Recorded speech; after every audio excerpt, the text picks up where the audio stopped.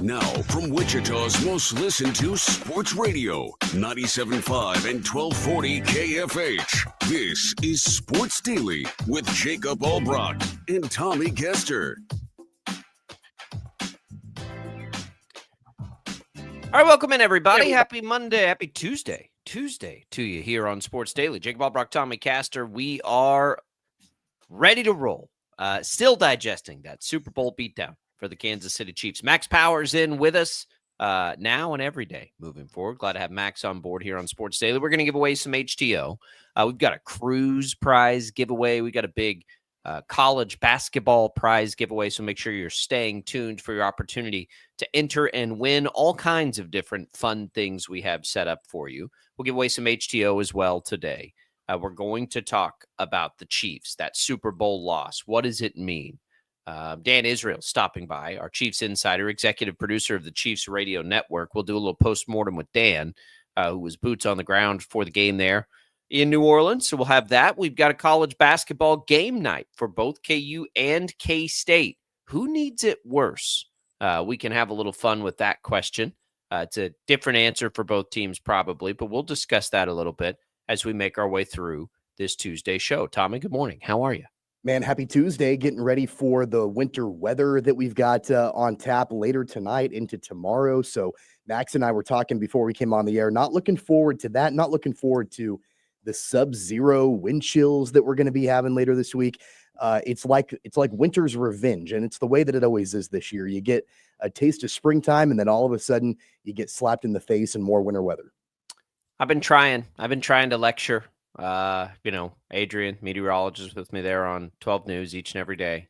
Unfortunately, they don't control the weather. I wish they did, because nobody wants this. Nobody wants this. If you're out there and you're sitting there and you're like, man, you know what? This sounds nice. I can't wait for 20-mile-per-hour winds, about 6 inches of snow, sub-zero. That sounds great.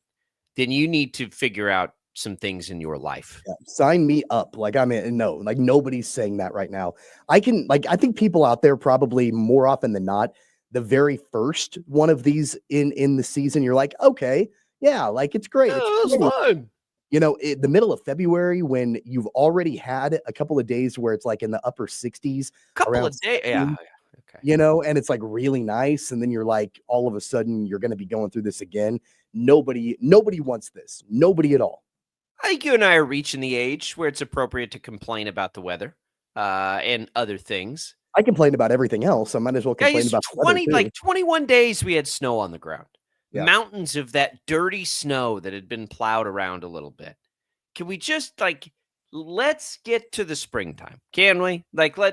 I'm ready for allergy season. That's what I'm ready for, Tommy. I'm ready to be miserable from allergy season because that means we're on our way to the warm weather. I hate this weather. It's worse now, too, as we try to run a business. Now, if it snows, it's like, all right, can we open on time? What are we going to do here? Can we got to get the parking lots plowed, like all the different things that come with snow. It's not like, oh, cool, it snowed. Maybe we'll miss school. And I've always worked in a business where there is no, yeah, we'll just close for the day. No, you got to figure out a way to get to work. Like, that's never been in that world where it's like, yeah, okay, we'll just all just sit around and make snowmen and have a great time. No, it's a pain in the butt. There's no enjoying a nice hot cup of cocoa No. and going and making snow angels. No, you've got to figure out a way to like get your job done. It's not nearly as much fun as it used to be. Yeah, like if I want to go do all that stuff, I'll try to go skiing, right? Like it's not I don't know how people do it. I don't know how our friends to the north do it, where it's just constantly a part of their lives this time of year. I'd never make it. I wouldn't make it. I'm a sissy. I would have to, like, I don't know what I would do, but it would be, I mean, it would suck so hard to have to deal with that every day. And we've had more than a lot of those places have. I mean, we're way above normal, and it's going to go even more so after we get whatever we get. And some places are getting up to like 10 inches. God bless you, because that's even worse. I think we're looking at about 5 or 6 here. 5 or 6 inches is plenty, Tommy. Where's my rim shot? Yeah, no comment. Max, where's my rim shot? Max, you're going to need to get. So Max is coming in here. Max, you're going to need to get that. You're going to need to get that rim shot. You're going to need to get all kinds of stuff ready and be on your toes. You never know when we're dropping gyms like that. You never know when it's going to be just a bad dad joke. And usually you've got them in the holster. Usually you can, sort of navigate a way around it. But yeah, sometimes they just come out of nowhere. I can give you a laugh track. There you go. There you go. Let's hear it. You have one? You have that ready? There we go. That's a little too hearty of a laugh, I think, for the joke that you just dropped. No, that was a good one. That was perfect. Perfectly executed. Have that ready, Max. You're going to need it. Max is ready to join in on the Sports Daily fun here as we get ready to not have fun and talk about what happened on Super Bowl Sunday. I think as much as anything, Tommy, and we'll get a break in before we do this, but just to sort of set it up, I just kind of want to react to the narrative of what's happened here because of one individual game. And like, I really don't think Philadelphia is getting enough credit. I said that yesterday. That didn't change. And I think Kansas City, like, maybe we did. And I think we did do this with the Patriots to some degree. You want to talk about overreactions to things. I mean, it's out of this world. Overreactions after a Super Bowl loss. Like, what are we doing here? But these teams collectively, what did they lose collectively? Like 3 games all year? Like, somebody was going to lose this game. Does that, like, it's strange to me to see both sides of everybody reacting to this. Rich Eisen had this yesterday, and you can chew on this for a little bit, Tommy. And I can't believe I'm going here because I've never thought, but it's fair. Like, you go look at the first 4 years between Mahomes and Jalen Hurts in their careers. It's remarkably similar. Remarkably similar. 2 Super Bowl appearances, 1 Super Bowl win. They won gobs and gobs of games. Numbers are there. And we just are not giving him any credit. It was one of the best quarterback performances in a Super Bowl we've ever seen, by the way. We're not, and Mahomes, who, and I agree with this, by the way, is, God's gift quarterback. He has had some bad Super Bowl games. But we never talk about that. Like, collectively. Like, he's never, like, lit the world on fire. Jalen Hurts has done that twice. And Hurts just does not get any credit for any of this. And it's strange to me that a young ascending player this early in his career is not even being considered. Like, what are the prospects of this guy long term? Is he as gifted a thrower as some of the other guys we talk about? No, but he brings a ton to the table collectively. He's already got like the most rushing touchdowns in Super Bowl history over time. It's interesting to me to start to see it's all about what the Chiefs did wrong and nothing about what Philadelphia did right. At least that's what I'm soaking in on a Monday after the Super Bowl. Well, I think the biggest thing about Jalen Hurts, and it's been a knock on him, and it's not about I mean, he was great in the Super Bowl, but it took him this long to actually win one. And it wasn't a long time, but Mahomes won one in his second year as a starter. He was 1 for 2 through 4 years. I get it, but I'm saying it took Jalen Hurts, 4 or 5 years to get his first one. So like, look, it's not a knock on him. I think there's a lot more that goes into it, but I think it kind of starts there. Let's visit that when we return. It's Sports Daily. It's Albrecht and Caster, Max Power in. We'll be right back.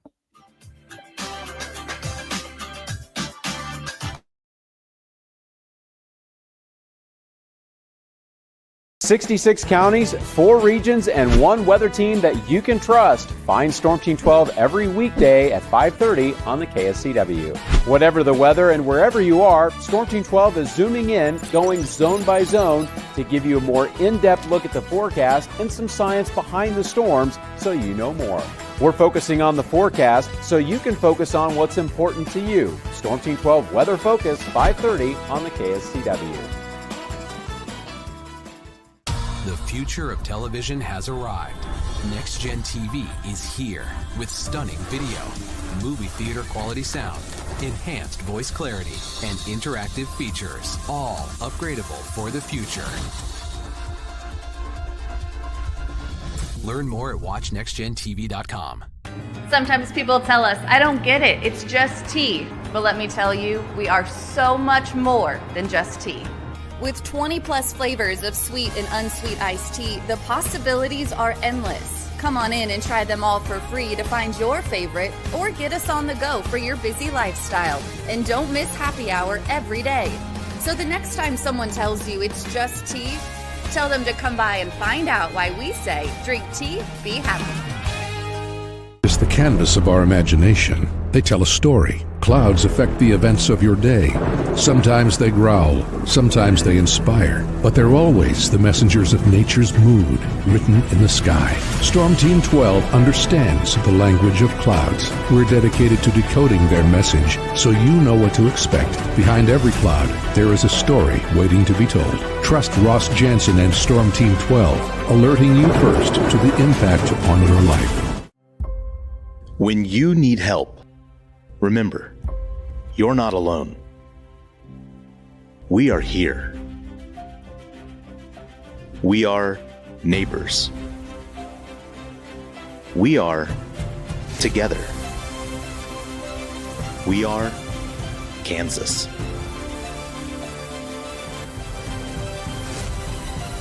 We are 12 News. What is GMFB Overtime? It's Peter, Jamie, Kyle, and Akbar breaking down the NFL 5 days a week. It's okay to be excited. It's this, that, and a whole lot of It's football for everyone. Weekdays at 10 a.m. on KSCW. Are following a breaking update. Every day, all day, stream the stories that have you talking near and far. Whoever is behind the wheel of this bus is not stopping. From hundreds of local reporters and meteorologists spanning the country.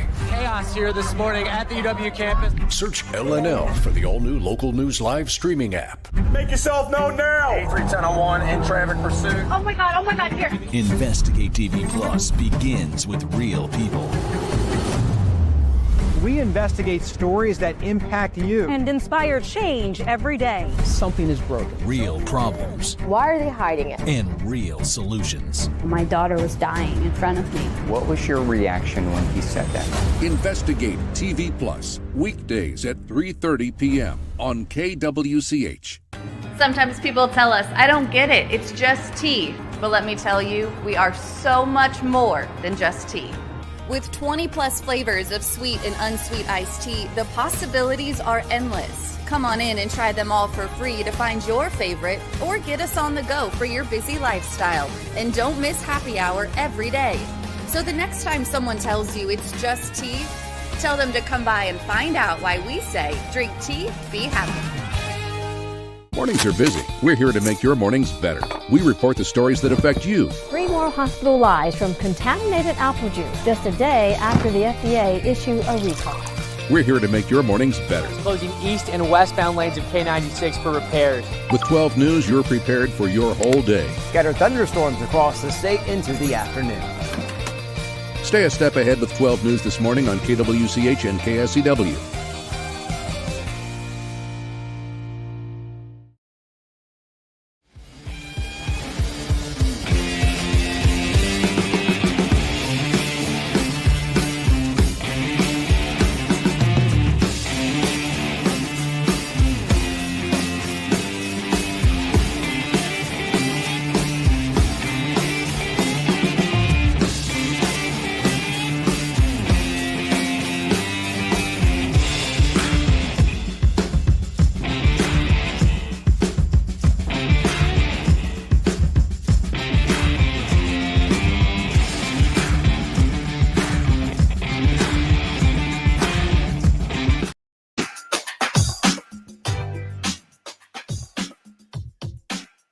Your legend begins aboard the Disney Destiny, the all-new ship from Disney Cruise Line, sailing November 2025. Log in and listen to KFH on Odyssey for a chance to win a trip for 4 to set sail on the Disney Destiny in this national contest. All you need to do, listen for an hour on the Odyssey app, and you can find out more on how you can win at kfhradio.com.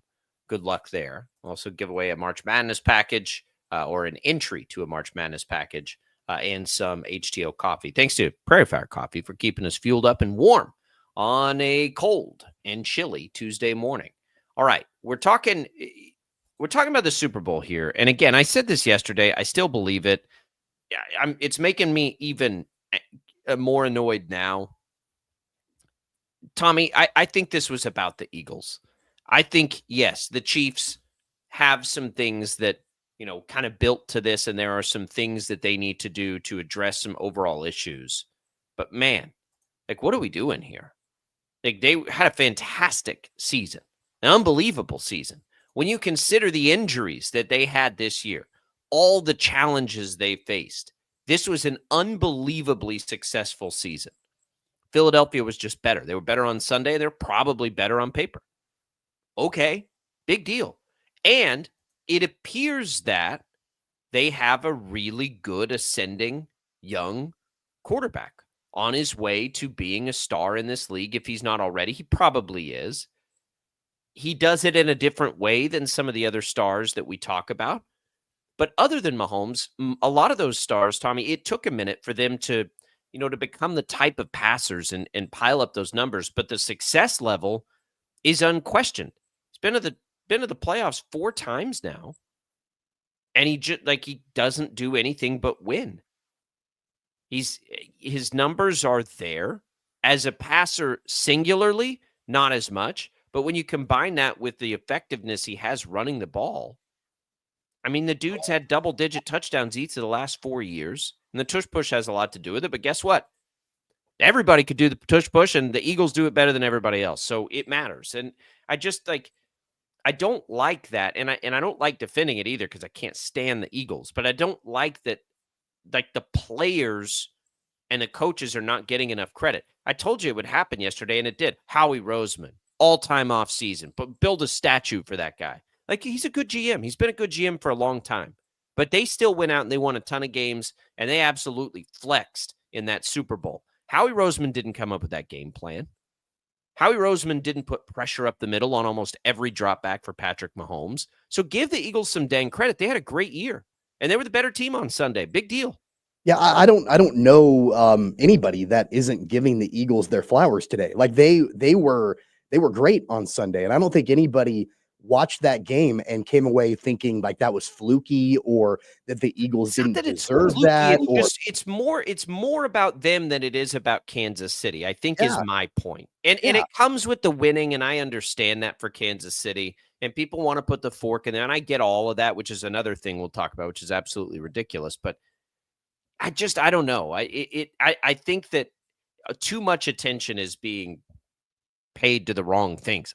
Philadelphia was going to beat anybody the way that they played on Sunday. It was a really impressive performance. Well, and I thought about, going back to the AFC Championship game. If Josh Allen and the Bills win that game, I think the Eagles beat the Bills in the Super Bowl. I think the Eagles beat the Ravens. I think that they were good enough on Sunday with that game plan. And it goes even all the way back to the NFC Championship game, the way they flexed on Washington. I think everybody could kind of see this coming a little bit. Now, you beat up on a team like Washington that probably overachieved this season to get to that point. I think that they'll be back. I think that they're going to be a really good team for a long time. But I think that they were maybe a year or two premature to be in the NFC Championship game, and they got flexed on a little bit. So I don't think people really gave the Eagles that kind of credit after the NFC Championship game. That was kind of expected. I think by a lot of people that outcome, happened in the NFC Championship game. You're like, okay, yeah, the Commanders, nice story. They ran up against, the big boy on the block in the NFC, and they got smacked around. I think that sort of led most people into a little bit of a false sense of security going into the Super Bowl. And I think I mentioned this yesterday. I think for the Chiefs and Chiefs fans, Chiefs Kingdom, I'm guilty of this too. I think I talked myself into this Chiefs team being better than what they actually were. It doesn't mean they weren't a great team. does not mean that they weren't they won 15 games in the regular season. That doesn't happen. Like, they were a great team. They knew how to find a way to win. But I think I talked myself into the fact that they were better than what they actually were. There were multiple games this season that the Chiefs won that they should have lost. Let's just be really honest about it. Like, they were the worst team in those games. Now, that's that winning DNA. They found a way to win, and that's ultimately all that matters. But the margin of victory, like, all of that stuff goes into play. And I think I had talked myself into feeling like they were a better team than what they actually were. And it was exposed a little bit, I think, in the Super Bowl against a team like the Eagles that you look at on paper, and they're fantastic. Yeah, look, I agree. I talked myself into the Chiefs, but it wasn't hard, right? Like, I loved that they were getting healthy and they were going to be able to attack. It wasn't hard for me either, but it was the wrong. It was the wrong. Yeah. And if they played that game 10 times, I don't think the Eagles win 10 times either. Like, it wasn't that much of a discrepancy. It just was a reminder, because the Eagles lost their games in the regular season. They did the things, for themselves too. Now, they didn't lose many. I think they lost one down the stretch, and Jalen Hurts was out of that game. But the Chiefs are fine. Like, nothing's crazy about the Chiefs. The Chiefs are in a very different place. It was really similar, and what happened in the Buccaneers lost. It was really similar into some of the Super Bowl games Tom Brady lost. You can't allow that kind of pressure with 4 rushers. Like, that is, and it's funny too. Like, oh, that's the key. That's the ticket. That's how you beat Kansas City. Guys, that's how you beat anybody, right? Like, that's why pass rushers get paid as much money as they do. Like, that, of course, that's the key. Like, there wasn't some revelation in the game. Philadelphia just delivered on it. And Kansas City crumbled. You're right about that. But also, Kansas City, it was a major mistake to not at least try to find a way to adjust, right? And whether or not, that's always been their MO, though. When they struggle, they can't. Right. Whether or not they're able to make any kind of changes on the line to slow the opponent down, that's one thing. But maybe change your play calling a little bit. Like, maybe try to find a way to make it a little bit, more difficult on those rushers up the middle. I think that we'll probably see some kind of reset, on the offensive line. I think we'll probably see, some changes that are going to be happening to try to combat that. The last time this happened against the Buccaneers, the Chiefs went out and did a reset. I think we'll probably see that sort of thing again. One other note about the Eagles, though, and it goes back to what you were talking about before the break with Jalen Hurts and not getting the credit that he deserves and all of that. I think Jalen Hurts is a really good quarterback. I think he's a great quarterback. And I think that he has ascended into that conversation of best in the league. No doubt about it. He's got a title now. That's great for him. I think the biggest difference with Jalen Hurts now versus Jalen Hurts before is Saquon Barkley. And it doesn't mean that Saquon Barkley is the end-all be-all, but it takes the pressure off of Jalen Hurts a little bit. Like, he's got a running mate in the backfield, that he can keep defenses honest. And then all of a sudden, just take the top off the defense and use his arm a little bit. And really, that goes back to the last time these two teams played in the Super Bowl. Remember, they didn't have Saquon Barkley then. So they were a little bit more of a predictable offense. You knew that if you could slow down Jalen Hurts, he didn't have the arm strength, he didn't have the accuracy, didn't have whatever to be able to beat you over the top. You throw a guy like Saquon Barkley in the backfield with you, and it keeps defenses honest. And that's exactly what happened in the Super Bowl. So I think that's a big reason why we're now having this conversation about Jalen Hurts as one of the best quarterbacks in the league. And it's because he's got the best running back in the league alongside him in the backfield. Yeah, it's interesting. I mean, it wasn't his best season throwing. It's just, and we'll ask the question, and we can do it now, and then we can talk about the Chiefs in the next segment. Where do we put Jalen Hurts in the overall stack? Because it's interesting. You've heard me now say he's not getting enough credit, but I'll tell you that I wouldn't take him over Mahomes, Allen, Burrow, Lamar. And then you sort of get into that territory. Like, where does Hurts stack up with Jaden Daniels? Where does he stack up with CJ Stroud? Where does he stack up with Justin Herbert? If you still want to, he's above all those guys. But I'm going to ask you right now, if we had an all start over draft, you taking him above Jaden Daniels? Yeah. If we're sitting there with the draft and you're starting your team, you taking Hurts over Daniels? Yeah, I think I am. Just Yeah, because he's got the longevity up to this point. And we saw, you mentioned CJ Stroud. I'm not suggesting that there are going to be parallels with Jaden Daniels and CJ Stroud, but remember, Stroud was a revelation his rookie season. Sure. This year wasn't as great for him. Different So who knows players, if lots that's of gonna happen with injuries. Jaden Daniels. Like, different things happen for different players, but I think that Jalen Hurts is obviously a lot more proven now than any of those other guys. He's an interesting player, and he's interesting to listen to. And I don't want to say he's never gotten enough credit, because obviously he has. He got paid a ton of money kind of after that first Super Bowl and all these things, and then we just sort of forgot about him. And it was a pretty big story for both he and Sirianni. It's really interesting to me, the parallels between those two. Like, yeah, they're not actually that good, and then they're able to put this together. But yeah, I don't know that I would take him over Jaden Daniels in a start over draft. That's what's so crazy about it. Remember, it wasn't that long ago this season that there was a lot of talk nationally about how the relationship between Jalen Hurts and AJ Brown had completely fallen apart. Right. And, Brandon Graham goes on his podcast and talks about how they don't like each other. They don't talk to each other. They don't, and like, that's a big deal when it's your number one wide receiver and your quarterback, and they're not on the same page. And like, some of that private locker room dirty laundry gets aired out to the public. And I remember even at that time thinking, like, man, this is where things start to get fractured for the Eagles. A season ago, it was, you can literally point at the trigger factor when Nick Sirianni yelled at Chiefs fans in the tunnel at Arrowhead after the Eagles beat them. They fell apart after that. Like, that's just the truth. They fell apart after that. And I'm thinking to myself this season, as soon as all of that happened with Jalen Hurts and AJ Brown, I'm like, that's going to be the trigger point this season when the Eagles fall apart. They can't make it happen. They can't get it done. They get in their own way. There's too much drama, blah, blah, blah. Credit to Jalen Hurts and AJ Brown for patching things. I have no idea if those guys are friends now. I don't have a clue. Championships probably bring people closer together. Yeah, I have no idea. I have no idea what their personal relationship is, but clearly they figured things out on the field, and they found a way to come back together and put everything back together, because they were great in the Super Bowl. They've been great together throughout the playoffs. And that, I think that's a credit to the maturation and just the overall growth of Jalen Hurts this season.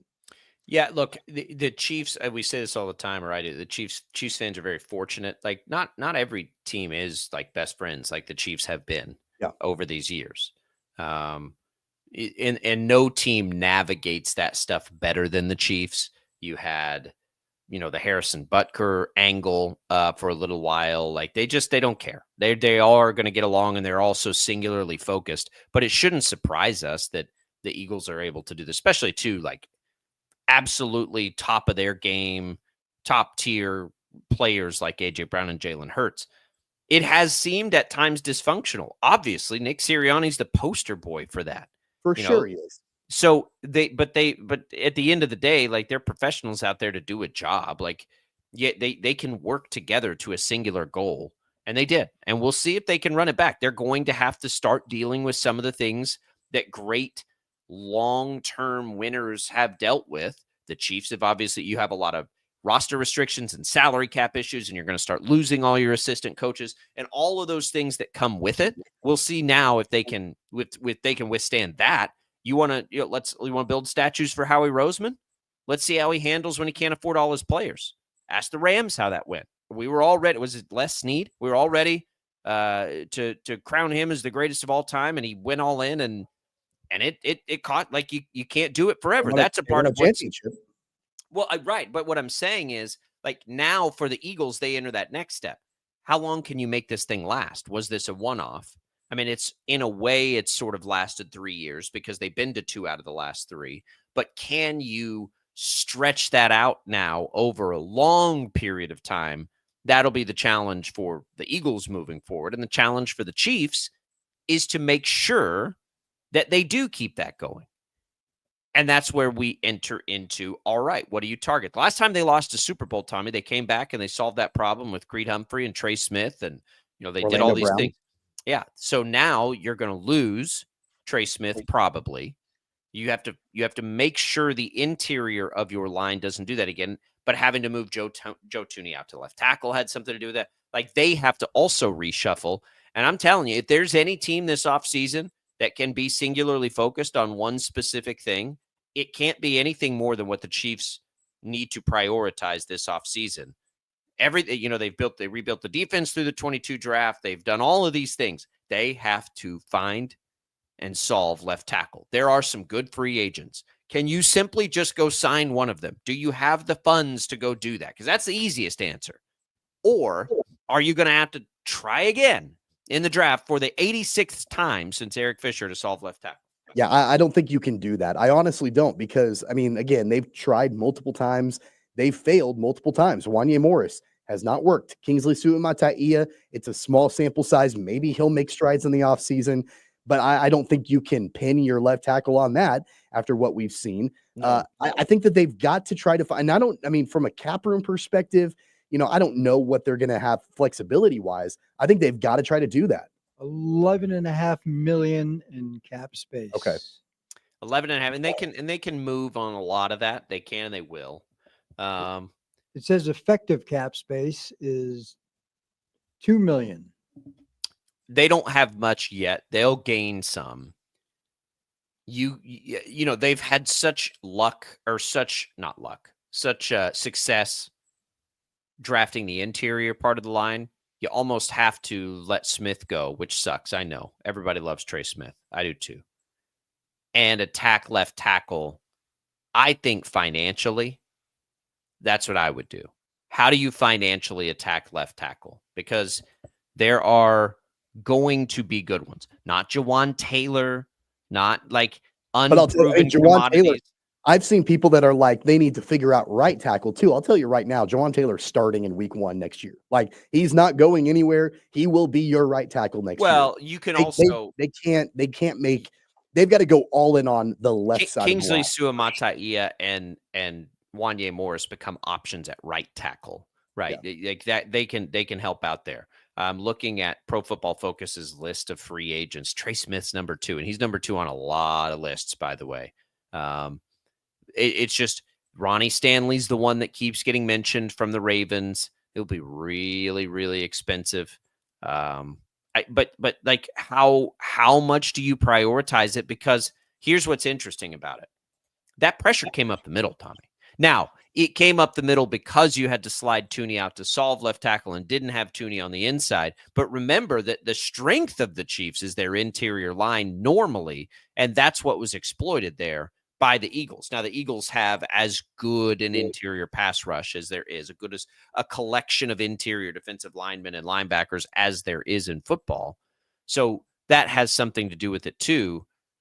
But we can't keep having this same issue over and over and over again. They have band-aided it for a very long time. And we can sit here and say, oh, they have to do it. Well, they've tried. It's not for a lack of effort. They just can't get it right at that. It's like the one thing. They cannot get it right. And they got to get it right this offseason. We'll continue those conversations. Dan Israel coming up a little later in the show. Let's talk a little college hoops. K-State, KU both in action tonight. Who needs it more? We'll ask that question next on Sports Daily.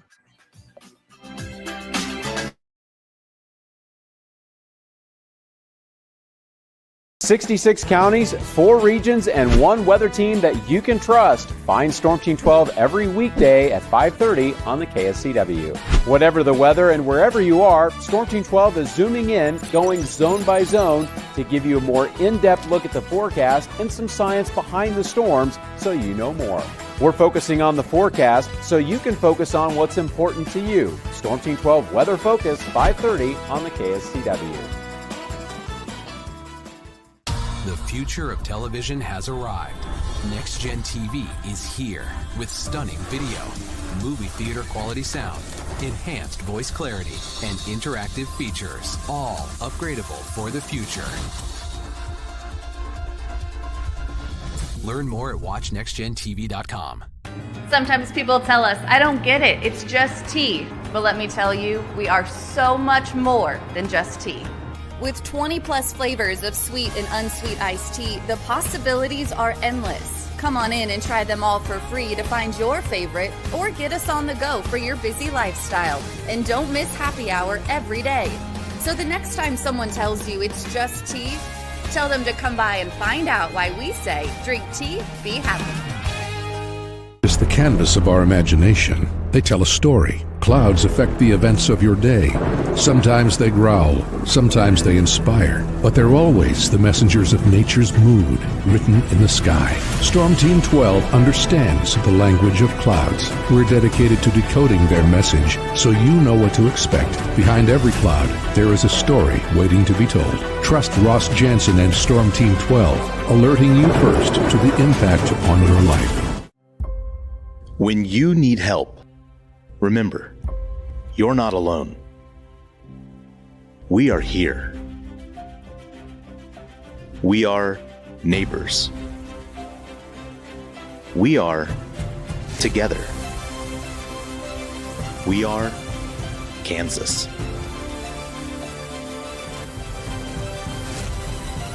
We are 12 News.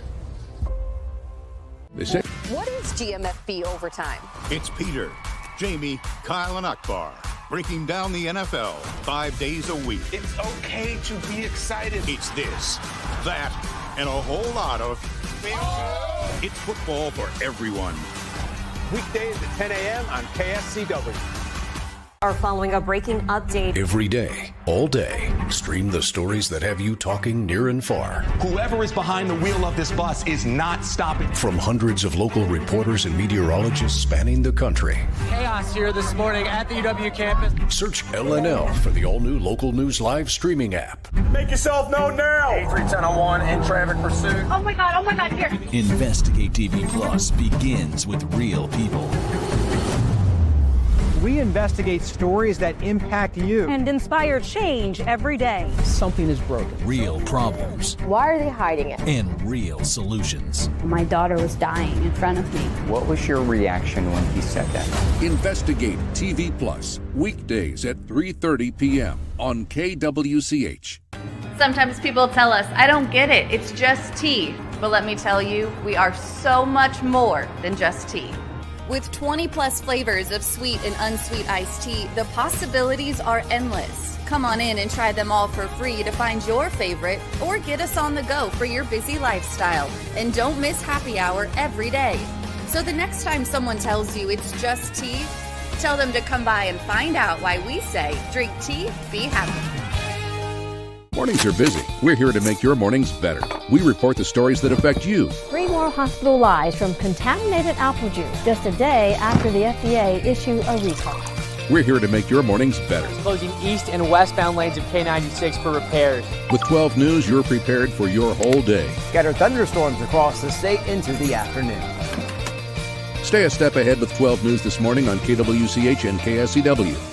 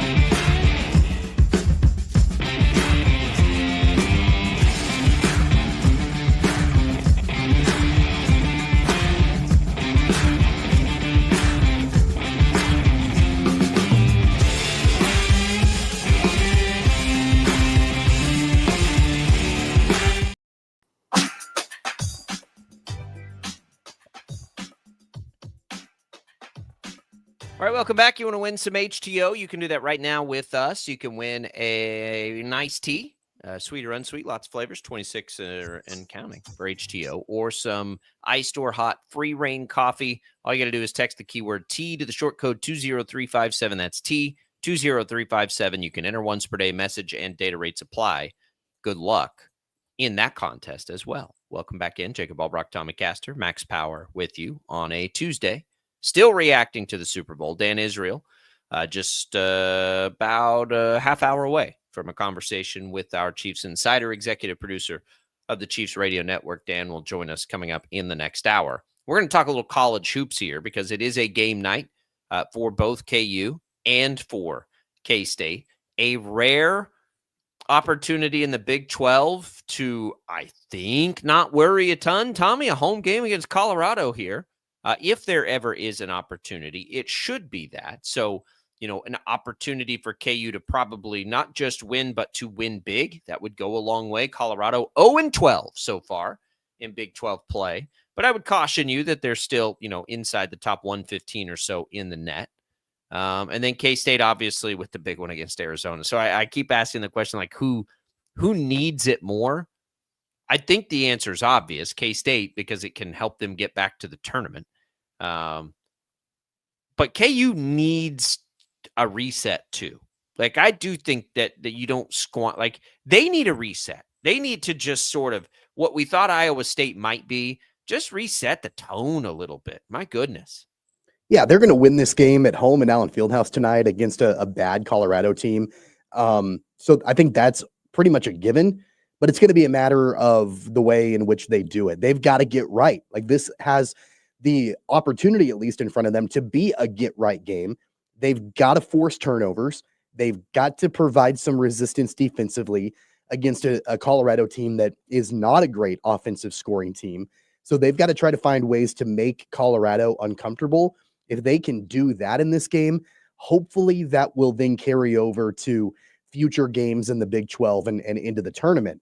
If they struggle with that, if they win, but they're not really forcing much as far as, turnovers are concerned, if they're not really getting after it from an effort or energy level, defensively especially, then I have some major concerns. I do right now currently about the way that this team has gone after it recently outside of the Iowa State game. This is a chance for I think you used the word reset. I agree with that. It's a reset, get right game for the Jayhawks.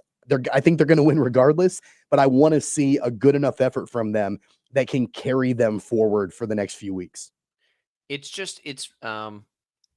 so crazy. Imagine this. Imagine at any point up until now this season where I could tell you that K-State trails KU in the Big 12 standings by one game. Just imagine that for a second, where we were a month ago, and saying that out loud. It's crazy that this has happened. I don't, and they're in such different places, like different universes right now as programs. K-State's just trying to say, okay, like, finally we're playing well. Can we put enough together to reach the NCAA tournament? KU has been to the top. They've beaten some of the best teams in the country this year. Like, throw Houston in there, which is a should-be win, right? And you've got wins over a collection inside the top 5, and you're like, oh, okay. But it's just like, I've never seen something so inconsistent and so wide-ranging as far as, like, outcomes for a team. They really can. Their best game is good enough to be the best team in the country. We've seen it. But they're also so prone to being so pedestrian. It's wild. And it's wild when you think about it coming from a Bill Self team. It's wild when you think about the amount of experience they brought back this year, which is kind of the same thing that happened last year, except they're more talented this year. It's just pretty unimaginable, except we've seen it now for a year plus. And that's what's so strange about them. Like that, I don't know. I don't know what to tell people on night in and night out. Like, how do you set expectations? How do you find consistency when it hasn't been there now for so long? Yeah, and I know that Bill Self talked about it after the K-State game about how he felt like from an energy level, even outside of game days, on practice days, on things like that, he's not seeing the consistency that he wants to see, which again is shocking from a team that is so loaded with experience, with guys like Hunter Dickinson and DeJuan Harris. They've been around college basketball for a long time. So is KJ Adams. But even a lot of the transfers coming in, like, we're not talking about, for the most part, freshmen who haven't been doing this. Like, we're talking about guys that have come in from other programs. They should know the grind. They should know the intensity level that's required in Division I college basketball day in and day out, not just game in and game out, but day in and day out. Guys like Rylan Griffin, who played for Nate Oates at Alabama, and AJ Storr coming from a Big Ten program in Wisconsin. Zeke Mayo's been doing this for a long time. Like, these guys should know what is expected of them that's what I think it was actually. And I feel like Bill Self kind of like mentioned this as a throwaway line. But for me, when he said like he's been concerned about just the overall effort, even on non-game days, that's a little concerning to me in the month of February. Like It I shouldn't be happening. maybe in the month of November, but in the month of February, that's a little concerning for me. So, I know that's been like paramount, like top tier focus for the Jayhawks moving forward. They've got to find a way to get that back and be more consistent. Right. Easier said than done. I thought it was funny. Bill Self was asked, I think it was after the K-State game, like, what do you think? And maybe it was yesterday in his weekly availability. Like, are you tracking and following the Big 12 race? And he's like, yeah, I am with all of you guys because we're not winning the Big 12. Yeah. Like, yeah, I'm with everybody else. I'll enjoy it from afar because the reality is they're 4 games back. Like, are Arizona and Houston really going to lose 4 games each the rest of the way? Probably not. So he's like, nah, that's not it. And it isn't it, right? It's not even what's important at this point. It's always important for Kansas, but it's not important right now. What's important right now is we just see them string it together.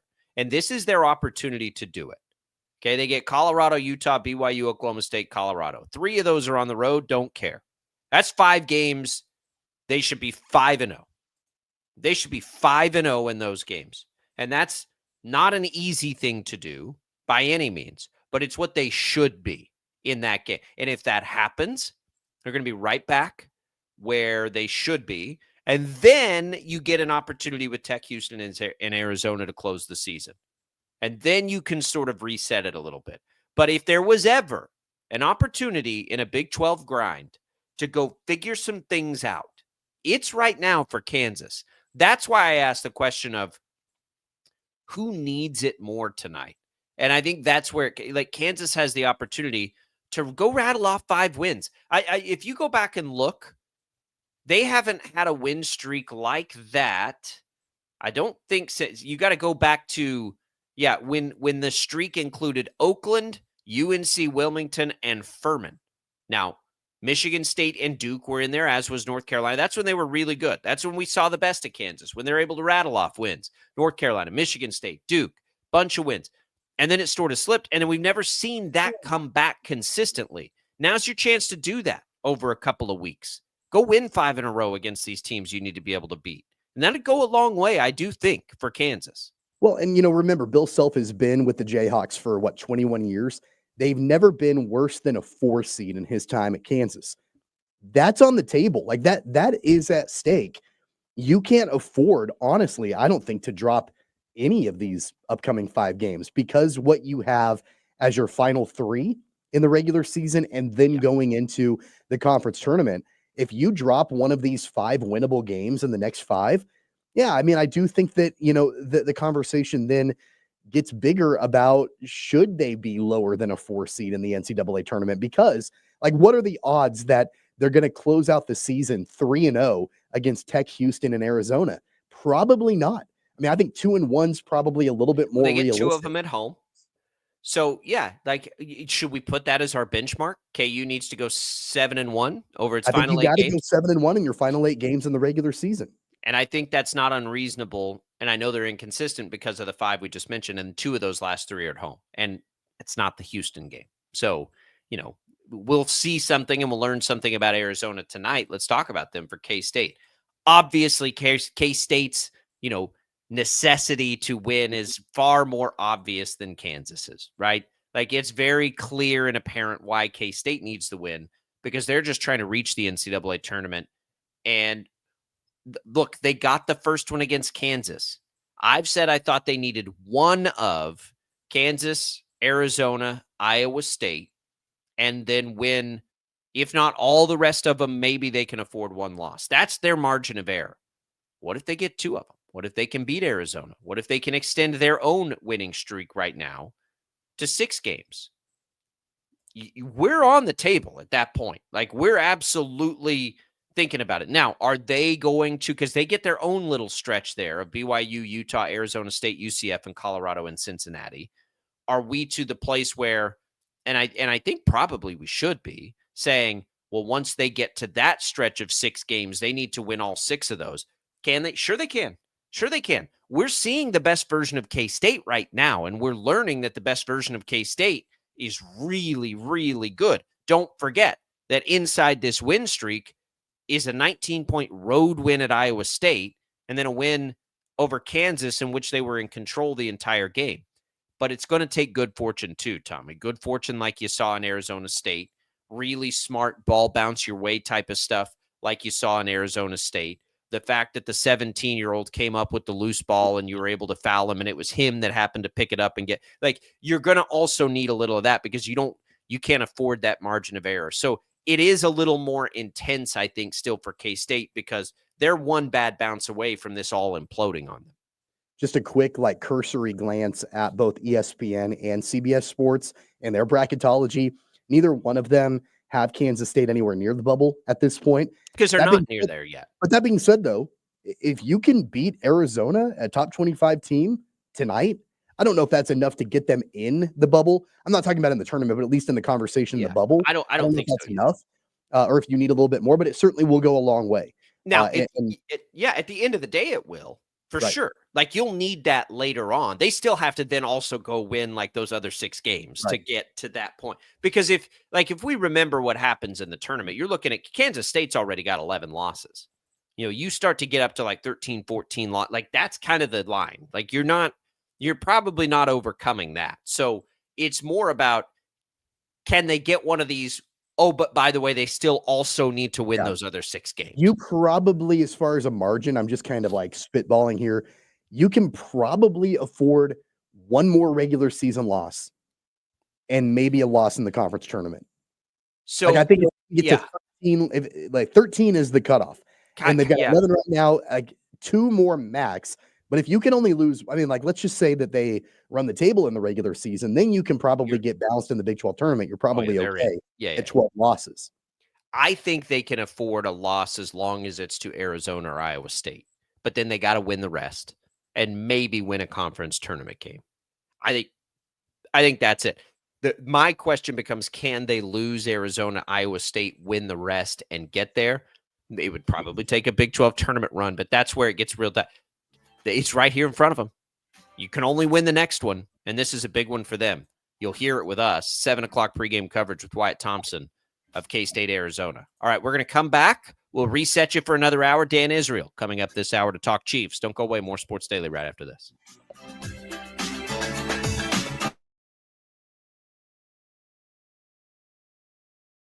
66 counties, 4 regions, and 1 weather team that you can trust. Find Storm Team 12 every weekday at 5:30 on the KSCW. Whatever the weather and wherever you are, Storm Team 12 is zooming in, going zone by zone to give you a more in-depth look at the forecast and some science behind the storms so you know more. We're focusing on the forecast so you can focus on what's important to you. Storm Team 12 Weather Focus, 5:30 on the KSCW. The future of television has arrived. Next Gen TV is here with stunning video, movie theater quality sound, enhanced voice clarity, and interactive features, all upgradable for the future. Learn more at watchnextgentv.com. Sometimes people tell us, I don't get it, it's just tea. But let me tell you, we are so much more than just tea. With 20 plus flavors of sweet and unsweet iced tea, the possibilities are endless. Come on in and try them all for free to find your favorite or get us on the go for your busy lifestyle. And don't miss happy hour every day. So the next time someone tells you it's just tea, tell them to come by and find out why we say drink tea, be happy. It's the canvas of our imagination. They tell a story. Clouds affect the events of your day. Sometimes they growl, sometimes they inspire, but they're always the messengers of nature's mood written in the sky. Storm Team 12 understands the language of clouds. We're dedicated to decoding their message so you know what to expect. Behind every cloud, there is a story waiting to be told. Trust Ross Jansen and Storm Team 12, alerting you first to the impact on your life. When you need help, remember, you're not alone. We are here. We are neighbors. We are together. We are Kansas.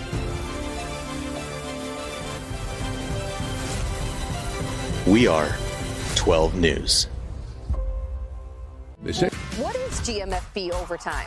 It's Peter, Jamie, Kyle, and Akbar breaking down the NFL 5 days a week. It's okay to be excited. It's this, that, and a whole lot of. It's football for everyone. Weekdays at 10 a.m. on KSCW. Are following a breaking update. Every day, all day, stream the stories that have you talking near and far. Whoever is behind the wheel of this bus is not stopping. From hundreds of local reporters and meteorologists spanning the country.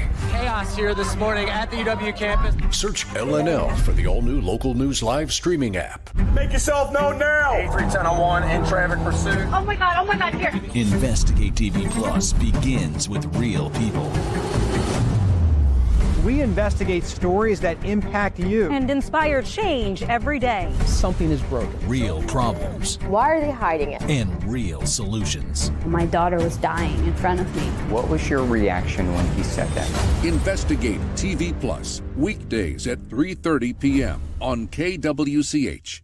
Sometimes people tell us, I don't get it, it's just tea. But let me tell you, we are so much more than just tea. With 20 plus flavors of sweet and unsweet iced tea, the possibilities are endless. Come on in and try them all for free to find your favorite or get us on the go for your busy lifestyle. And don't miss happy hour every day.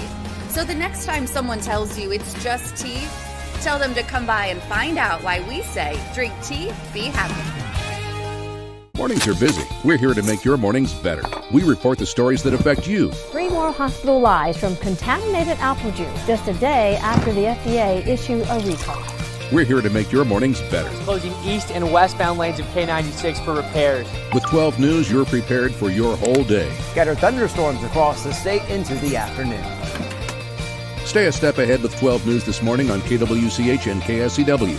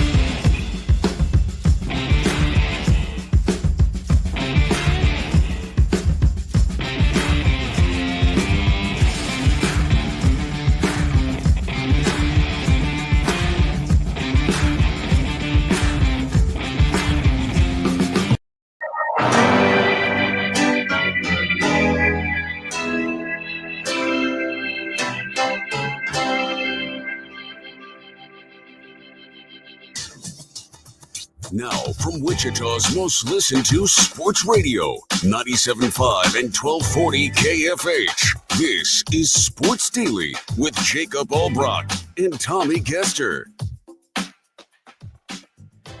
And we are happy to be with you on this Tuesday, the Tuesday following the Super Bowl, as Super Bowl Chiefs fans would like to soon forget. We're not going to forget about it here. We're going to talk about it. We're going to talk through it, talk through the pain, Chiefs fans. Dan Israel will join us next, our Chiefs insider, who was boots on the ground for that. I know he's bummed. He's already texted me. He's like, you guys tired of talking about it yet? And I'm like, never. We'll see you in just a little bit here, because there's a lot to talk about. There's a lot to get off our chest for the Chiefs. They lost a Super Bowl. So what?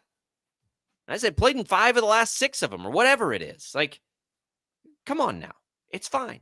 But there are things that need to be solved coming out of it. And we do enter this portion. Like, it almost feels like that, to me, this is just me, and it may not be everybody. That sort of felt like the end of the first half of a Mahomes career, and we're about to begin the journey of the second half of a Mahomes career. Now, whether or not that's as storybook as like Travis Kelce and Andy Reid right off into the sunset and all that stuff, like maybe we thought it would, I don't think that's going to happen for either of those guys, but it does feel like an opportunity to sort of set up again. And what does now the second half look like for Mahomes? Can he replicate what he did in the first half, which is essentially what it takes and a little more, quite honestly, to catch Brady? Now, Brady really went for another What do you go after 30? 15 more years? So maybe not quite halfway there. But I also don't think Mahomes is going to play till he's 45. So he's got a little work to do and maybe less time to do it because Brady got 2 of those at 40 plus. Brady basically, I think I'd have to go double check this. I think Brady got 2 in his 20s, 2 in his 30s, 2 in his 40s, which is just insane. It's insane but we'll see what happens with Mahomes. They got to protect him. We know that now. He's reinvented himself a couple of times, which has been very impressive. But now it's got to be a reset a little bit. I happen to think next year, Mahomes has the opportunity to pile up the numbers again like I thought he would this year before all his players got hurt, because they will be relatively healthy. Even, no matter what happens with DeAndre Hopkins and Hollywood Brown, starting a wide receiver room with Rice and Worthy is as good as Mahomes has had, honestly, as a quarterback in the NFL with a 1-2 punch. Yeah, I mean, you've got assuming that Rashee Rice, is able to come back and be healthy, and I don't know what the suspension thing will look like for him and all of that. But you're talking about a guy with the yards after catch that can, definitely be dynamic for Mahomes. We've seen that throughout the course of Rashee Rice's career. And then Xavier Worthy, the way he came along, and I remember the conversations early on about he's not progressing the way that we would like him to. And he did. And he for sure is at a point now where a 1-2 punch, you mentioned that with Rice and Worthy, that's huge. I'd like to see them bring back, I don't think you're going to be able to get both of them, but bring back either Hopkins or Brown. Honestly, probably Brown would be my pick out of the two, although it'd be cool to see DeAndre Hopkins, return, because he can be a reliable volume type guy, maybe in the role of what Juju Smith-Schuster was this year, but a little bit, or maybe even a lot more talented. So I wouldn't mind that. I don't think it's likely to see both of them come back. But if you're talking about a Rice, Worthy, and then Brown wide receiver room, man, that's so much talent in that room. And I'm down for that. So, you've got a lot of those skill position players that, you can mix and match to try to find a way to give him the talent that he needs around him. I'm not concerned whatsoever for next season about the way that they put together the wide receiver room, like I have been the last few years. That, because you and I remember having conversations about what do they prioritize, offensive line or wide receiver? What do they do? Well, I think that they've got enough weapons that they can figure out a way to build a wide receiver room that is talented and effective. You've got it, like we talked about last hour, you've got to go all in on offensive line. You do. You have to start there anyway. Could they use help at wide receiver? Probably. I don't think you want to go in with just those two. But the good thing about what they'll have in that room, and remember, Rashee Rice is going to face a suspension at some point, and it's probably next year. Don't know for how long yet or anything else, but he's in time next year. So I do think, getting Hollywood would be great if he'll do the same deal, same type of deal again. Maybe he will, since he didn't really get to cash in on that this year. But there will be receivers out there that will be willing to come in, and they don't need their top option. Now, enter Travis Kelce into the conversation, whether he plays or not. This very strange to me idea that he is now some washed player that isn't anywhere close to what he was is absolute insanity. Travis Kelce was still inside the top 5 most productive tight ends last year, in a year where he again was just honed in on he almost had 100 catches. He had 97 catches, Tommy. He was basically a game short. Who knows what happens, right? If they play that final game, he probably has 100 yards. He's probably, just a little shy of 1,000 yards. He's not catching touchdowns at the same clip. They weren't scoring touchdowns at the same clip. And defenses were able to hone in on him. If he's out there and you have Rashee Rice and Xavier Worthy, people aren't going to focus in on Travis Kelce the way they have in the past. So if he comes back, he is absolutely an asset and a weapon for this team. Don't mistake it. Even an older version of Travis Kelce is still one of the top 5 tight ends in this sport. So they should have plenty of weapons. None of that matters if you can't protect your quarterback. All the struggles of this season, when they were happening and then now into the Super Bowl, were a singular issue that manifested over and over and over again they thought they had it figured out by the end of the year, and then Philadelphia blew all of that up. Well, they had a Band-Aid. I don't know if I want to say they had it figured it out like permanent. Like they had ways to try to combat the deficiencies. Sure. And the way they were playing over the last stretch, right? Between Houston and Pittsburgh, and then the playoff games, like it looked, I was like, okay, they got their answer.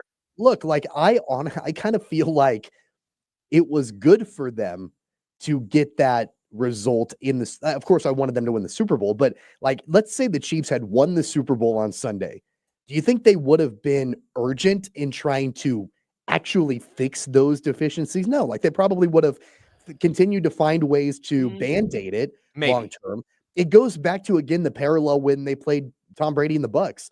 Like it took, on the biggest stage in the world, it took Patrick Mahomes running for his life for Brett Veach and the Chiefs to then be like, man, we gotta totally rebuild our offensive line. Like we got to go and try to find, somebody that we can sign on the left side. We've got to draft people. And like that sustained them for a few years. If they had won that game, if their protection had held up, if they had tried to find ways to compensate, for the deficiencies at left tackle and on the line in general, and it had worked for them, then we would probably be continuing this conversation next season, the season after that, the season after that. It actually, in the long term, might be a good thing, at least for that one area, that it was exposed again on the biggest stage, because that typically forces the Chiefs then to go out and try to fix it. Well, let's see how they attack it, right? Let's see how they attack it. How great, because they were going to attack it no matter what. Maybe now they're more prone to let other things happen and go spend the money on a guy like Ronnie Stanley. Maybe it's that instead of trading for another right tackle and trying to put them at left tackle like they did with Orlando Brown, and then signing a right tackle in Jawan Taylor. Like all of those small approaches haven't worked. You haven't been able to attack it through the draft effectively for 2 years. You haven't been able to affect it, do that. So now what? And I think that does enter into the conversation, into the equation to some degree. Yes. And they did it very effectively. And you must react to this kind of thing. Like it's inevitable. But at the end of the day, they got beat in one game, and they got beat badly in one game. So it's not like nothing was working. They've got some things to figure out. They've known what things they've had to figure out. Is there more urgency because of the Super Bowl loss? It's a good question. I don't know. Because I think it was going to be pretty urgent anyway. I think they are. I've seen real quick, and we'll have Dan Israel in to help us digest all this in our next segment. I also saw a lot yesterday of, they got to go get a running back in a deep running back class. Like, guys, their running back was hurt all year. Isaiah Pacheco barely played. So I would be pretty surprised if that's an area they aggressively attack. If somebody falls in their lap, yeah, maybe. But I don't know that that's anywhere near priority for me. Because remember too, how much do you think they're going to run the ball, Tommy, if they have both Rice and Worthy out there with Kelsey? I mean, they're not going to run the ball that much. Yeah, like not at all. It's not going to happen. What over Andy Reid's entire career tells you no matter who they have back there, they're going to sit back and hand it off at a Saquon Barkley clip. They had 11 total rushing attempts in the Super Bowl, and I think 4 of them came from Patrick Mahomes. Right. So like it's not going to work. And and I say that not to like go down the conversation there. I say it because it's nowhere, to me, it's not going to be anywhere near the top of a priority list. Like not even close. They have about 1,000 other things that they could try and address outside of that. But I saw that a bunch yesterday. People are like, they're going to go let one of these running backs is going to come to them in the second round and they're going to pounce on them, or the third. And I'm like, I doubt it. I would probably be more comfortable drafting 4 left tackles and see like well, somebody's going to work. Yeah. Let's see if somebody to they also don't forget too. They also have to replace Trey Smith, most likely. So that's a big area of need. You can't solve one thing and then have another issue pop up over there. It's more easily solved than left tackle. Clearly, we'll get Dan Israel's take on that, on the game, all of it. A little postmortem with our Chiefs insider next on Sports Daily. Don't go away.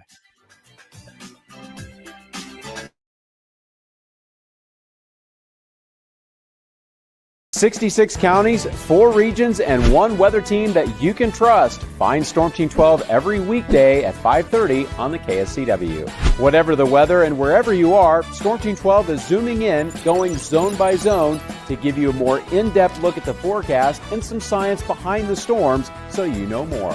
We're focusing on the forecast so you can focus on what's important to you. Storm Team 12 Weather Focus, 5:30 on the KSCW. The future of television has arrived. Next Gen TV is here with stunning video, movie theater quality sound, enhanced voice clarity, and interactive features, all upgradable for the future. Learn more at watchnextgentv.com.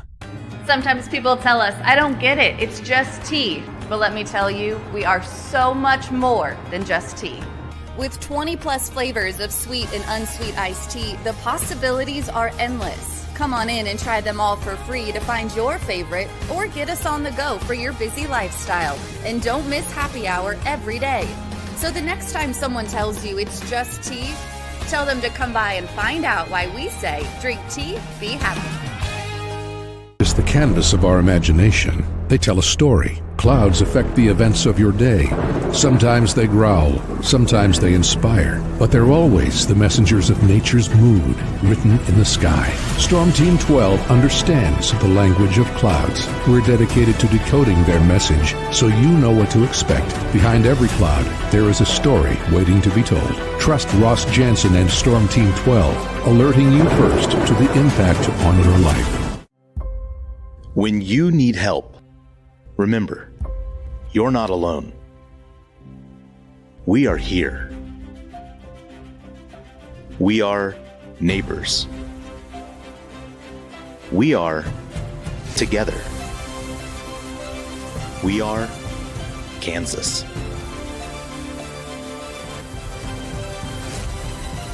We are 12 News.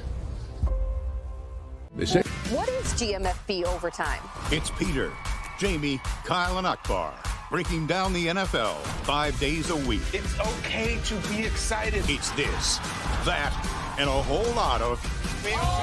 It's football for everyone. Weekdays at 10 a.m. on KSCW. Are following a breaking update. Every day, all day, stream the stories that have you talking near and far. Whoever is behind the wheel of this bus is not stopping. From hundreds of local reporters and meteorologists spanning the country. Chaos here this morning at the UW campus. Search LNL for the all-new Local News Live streaming app. Make yourself known now. 831001 in traffic pursuit. Oh my God, here. Investigate TV Plus begins with real people.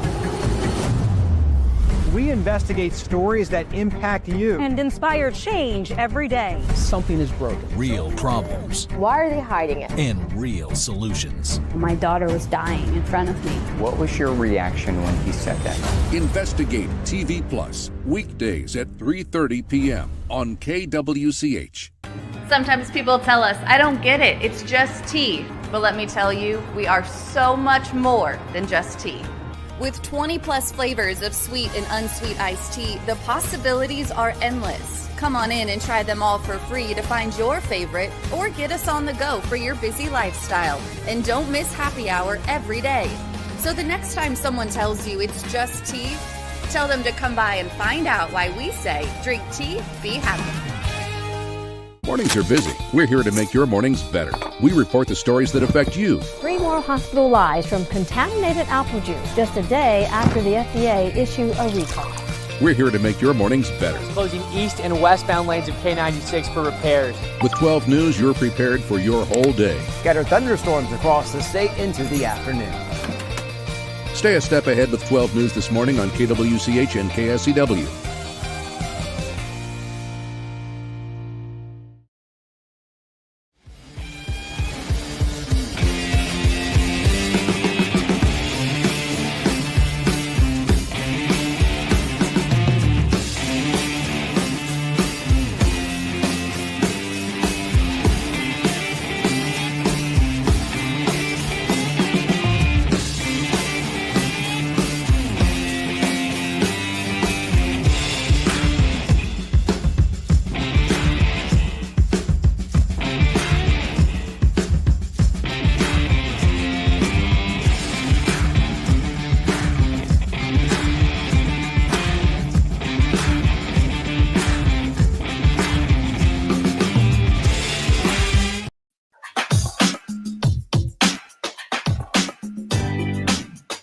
And now, digging deeper with the teams you follow, it's another Sports Daily Insider interview on KFH. And we are glad to be back with you here, Dan Israel. Maybe not the circumstances we had hoped for, Dan. Where are you with this, executive producer of the Chiefs Radio Network? Still in mourning or ready to appreciate another trip to the Super Bowl and what a wild and crazy year it was? Yeah, I thought a lot about how to articulate this game, and I came down to 40 years of broadcasting, came down to one word, ugh. It was tough. Yeah. You know what, though? Here's the thing. You want to be competitive. You want the chance to win. And the Chiefs had that, man. They were in their third straight Super Bowl. Clearly, the Eagles were a better team in New Orleans on that day and possibly, today as well. But you want the chance to win. If you don't compete, what is there? So look, give me a couple more days and I'll be around this thing. And there's a lot of hope for this team. Obviously, the glaring Band-Aid that we tried to use all year didn't work, right? And they're going to have to fix that. And Brett Veach was pretty distraught over the whole situation. You could really tell it affected him, that he felt like he had failed. And look, what more do you want out of GMs and coaches than to feel the pain that real? And so I'm excited about the future. Look, this team's the dynasty's not over. It was a tough beating, and it is what it is. You learn from it. You get better. They clearly have to solve this tackle situation. Dan, I can only speak for myself and not all of Chiefs Kingdom, but as I've done some soul searching after the game on Sunday and thinking about it a lot, I think for me, I probably talked myself into this Chiefs team being like elite. And not that they weren't great. I mean, they were great. They won 15 regular season games, right? Like they won the games they needed to win. Their defense was great, especially to start the season. The talent that they assembled as pass catchers, with the injuries and everything that happened, like I felt like they were a great team, but the deficiencies throughout the year and the way that, like, let's be real, there were a handful of games that they won that they probably should have lost in the regular season. The margin of victory was, we all knew, very small. I think I maybe talked myself into them being a better team than what they actually were. Did you feel that way too, or did you feel like, no, like they matched up incredibly well against the Eagles and they were just as elite as the Eagles were? The Eagles just outplayed them. Well, I'll tell you the one thing, Tommy, just being there and watching the game that surprised me was the Eagles, especially on defense, were incredibly fast. I just couldn't believe how fast they were. And for them to get pressure with four guys, once that starts, it is a uphill race for the opponent. And so, yeah, the whole first half just kind of melted away as we watched them no blitzes and get pressure with four. Mahomes is scrambling. So I felt like, from the game of the Eagles, I didn't think they matched up well at all. Throughout the regular season, I think their game prep, their situational football, their awareness was good enough to get them where they were. But, we just don't play the NFC enough to really know how teams match up. And so you get into these contests, and that's often why the Super Bowl's lopsided. I think I told you guys last week, though, they hold Saquon Barkley under 90, 100 yards. The Chiefs are victors here, and they did an outstanding job of shutting down Barkley. Unfortunately, just everything else couldn't be done as well. They did what they wanted to defensively. I think the two turnovers from Mahomes allowed the Eagles offense to probably look better than it was. But I don't know. It was so similar to the Buccaneers game, right? And it's not, Mahomes isn't the only quarterback in the history of football, the only great quarterback in the history of football who has struggled against a four-man pass rush. Everybody else does. How the Giants beat the Patriots. Like it is what it is. Like if you can generate that, your defense is going to be great. So I don't want to overreact to what we saw either. I think the Eagles did come out and execute and they just played really well. and it put the Chiefs in fits. The question I think for Chiefs fans, Dan, is okay, what do you do now to counter it? Last time they went out and they drafted Creed Humphrey and they drafted Trey Smith and they hit those 2 home runs and it really helped them. And they traded for Orlando Brown, which didn't ultimately solve the problem, nor did Jawan Taylor, nor did drafting Wanye Morris and Suamataya. Is there a way they just go in free agency and say, all right, we're going to go get a free agent left tackle who we know is good that we can plug in there and be done with this? Or do they have to try to be more creative than that? Well, I think you got to look at it all. I mean, I think I heard you mention earlier in the segment before, they have to deal with Trey Smith too here in a contract, and they got to get that locked up. And so there's a lot of work here to do on the offensive line. I think the mistake probably the Chiefs have made is saying we have the greatest quarterback and he can make up for some of that lack of line play. And it just isn't the case when you get into a championship caliber situation. Remember Super Bowl 55, Mahomes ran for 400 or 500 yards left to right. It was crazy. And I felt like this game was the same way, watching him just get sack after sack, getting tied up with the offensive line's feet and falling forward and throwing, errant passes. And it just all looked too ugly. You've got to have a clean pocket. You saw Jalen Hurts back there behind those behemoths, man, 4-5 seconds to throw. Right? Of course he's going to look good when he's got 4 or 5 seconds to throw. And that's the way quarterbacks are. And I just don't think you can take for granted Mahomes is so good, he doesn't really need a stellar offensive line. It's not true. And I think that's the realization that this team, is probably at right now. Does it take a result like what we saw on Sunday on the largest stage to get that urgency to make a move like that? I mean, like, go back to the Buccaneers Super Bowl when you just mentioned Mahomes ran for his life that entire game. That offseason, they went out and they got Orlando Brown, like they were going and, feeling like they needed, like, kind of desperately to rebuild that offensive line. I wonder, I guess my fear was, let's say that it had worked and, the Chiefs won the game or even lost the game, but it wasn't as glaring. I wonder if we would have continued to see kind of this like piecemeal Band-Aid offensive line even into next season.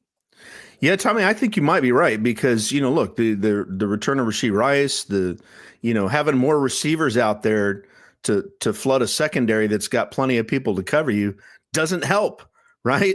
They were one step from their ultimate goal here. And I think if you pinned it on anything, it has to be this offensive line situation. And so I think when you look at that, you say, okay, the only thing we needed to get over this hump, this last little hump, is that puts a huge priority on it. And I don't want to say the Chiefs will be desperate with it, but I do think they have to turn every rock over and look, Orlando Brown had his problems too, but obviously the makeshift situation just isn't going to cut it, and we got to get back to some fundamental play here, and they're going to have to find somebody somewhere. And look, I really thought I thought maybe some of this stuff would come about with Humphreys, and it just never really materialized. But I think for Brett Veach, it's got to be job one, and I think the Super Bowl did make it elevate it to that. I don't want to lose sight of the fact, though, either, that it's been 5 of 6, that they have the 3 Super Bowl wins and all the things that have happened, because I do think if Sunday shows you anything, it's how difficult it is to actually win the Super Bowl when you get there. The Chiefs have lost 2 of them. They've won, so they're 3-2. That tells you right there how difficult it is. And in the 3 wins, all of them were super tight, right? Yeah. One play here or there kind of wins. That's what I don't want to do, is overreact either to they lost that game, right? It was one of their 2 real stumbles this season. They lost that game. Big deal. Like, they're still, there's not a need to like put a fork in them or look like they're right back there. What are the chances? And I haven't looked at the opening odds yet, but I'll bet you that they're one of the top 3 or 4 teams on the odds to get right back there next year. Yeah, number 2, I think. That's what gets so crazy about it. Like, can we just appreciate for 1 second how difficult it is to win a Super Bowl? Because it's really hard to do. Even when you are great, it's hard to do. Yeah, no, you're absolutely right. And I think, ultimately maybe Thursday or Friday that starts to turn the course. But I echo what you're saying there in that it is so hard to win in this league, let alone postseason. You get to the Super Bowl. Look, did I expect a blowout? Absolutely not. I expected it to be a much closer game than it was. But the reality of it is, you have to play the games for them to unfold and to see how one game plan works against another game plan, and can one team make adjustments fast enough?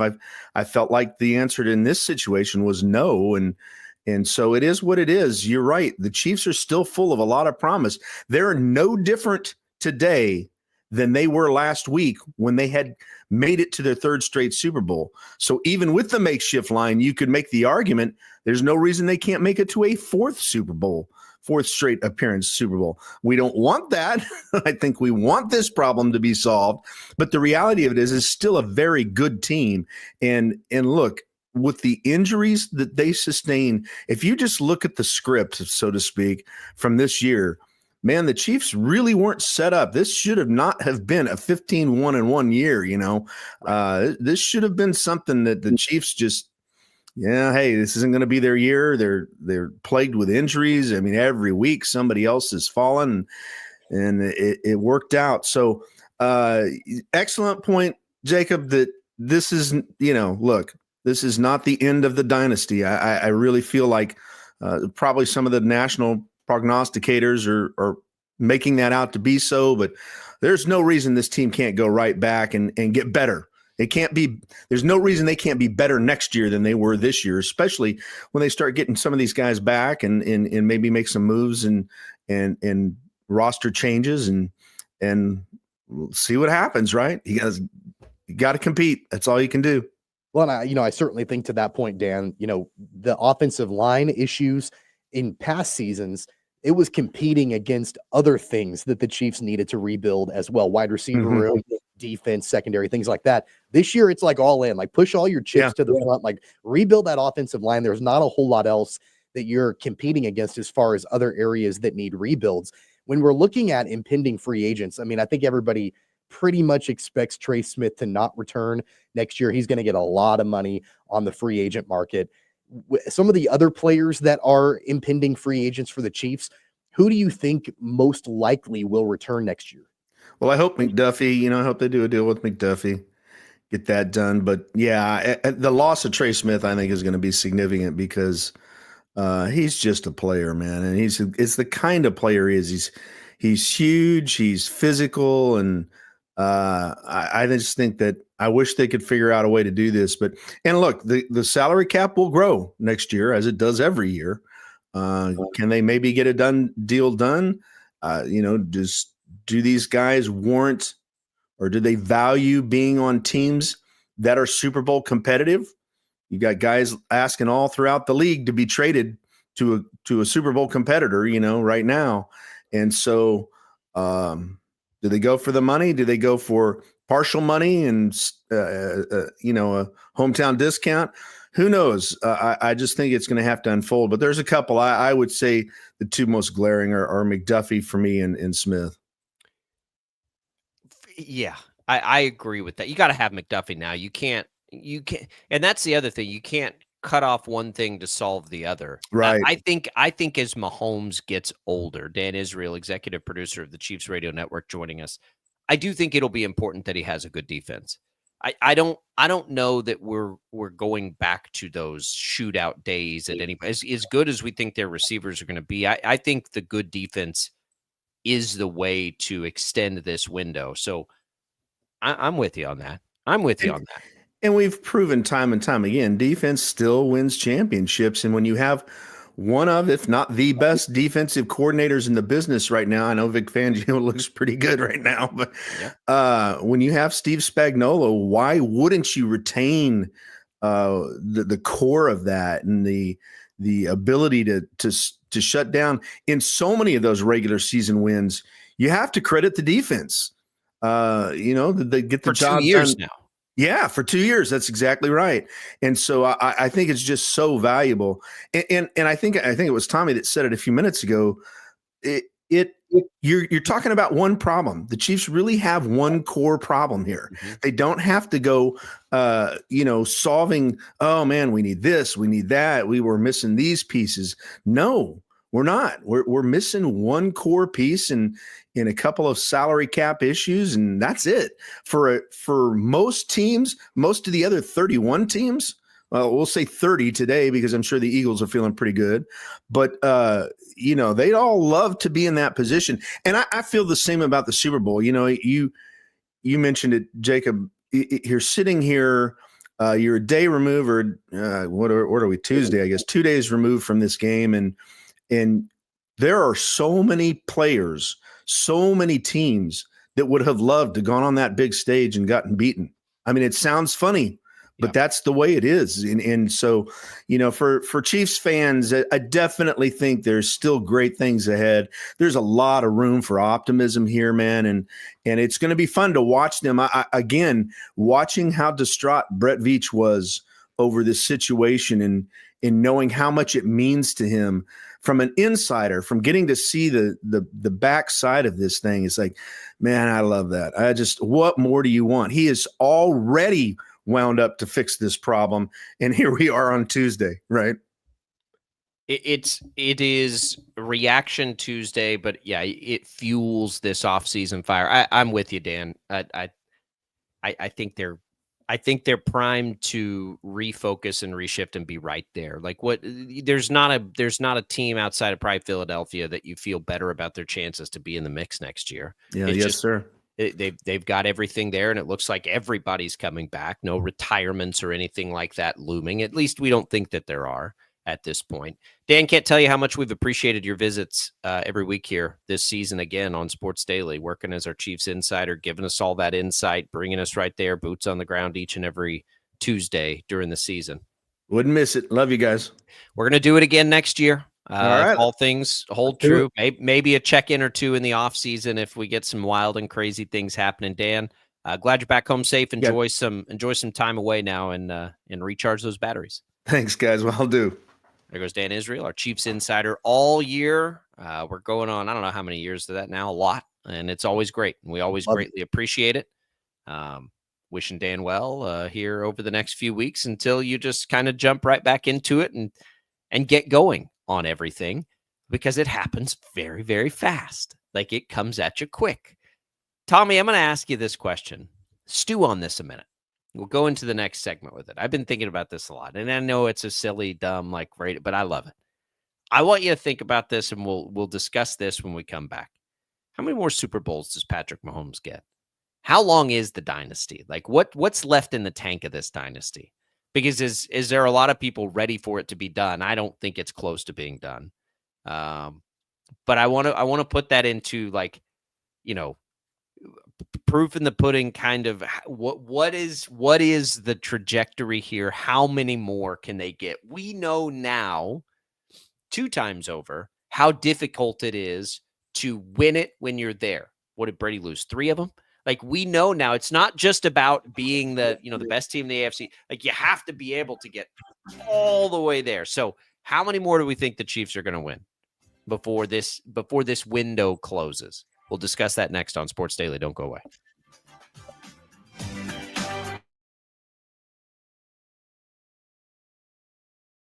66 counties, 4 regions, and 1 weather team that you can trust. Find Storm Team 12 every weekday at 5:30 on the KSCW.